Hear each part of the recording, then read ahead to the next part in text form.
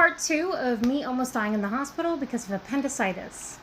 Now, don't judge me for my hair. I am getting surgery tomorrow on my leg, so I'm just trying to contain it. So today I'm going to talk a little bit about the story, like what led me to going in the hospital, time frames of things, and all that. So my pain started at about 2:30 in the afternoon. Me and my fiance were at a fun garden place.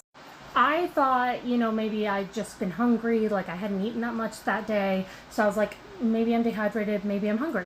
But I progressively got more cranky. My fiance was wheeling me around in a wheelchair because of my ACL, and it was like every single bump he would go over, my stomach just hurt. So we ended up leaving a little early, which I was upset about, but it was a good thing. The drive home was the same. It was excruciating. I put my headphones in so I didn't have to acknowledge anything was happening, and then disaster. We got home at about 5:30, and at about 6:20, I'm trying to prepare some food in the kitchen, and the pain is so much. So in classic Fern tradition, I had some floor time. I laid on the floor, tried rolling over onto other sides, because if it is my stomach, it kind of helps the gas pass and stuff like that. And I just got to a moment where I was laying on the floor and I was like, I have never felt anything like this before. Something is wrong.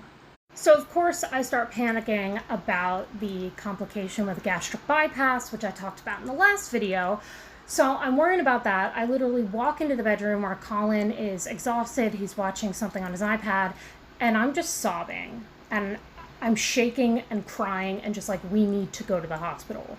And it's sad because one of the reasons I was crying was because I was afraid to go to the hospital, because I was afraid they would not help me. So to keep the true romance, he drove me to the hospital.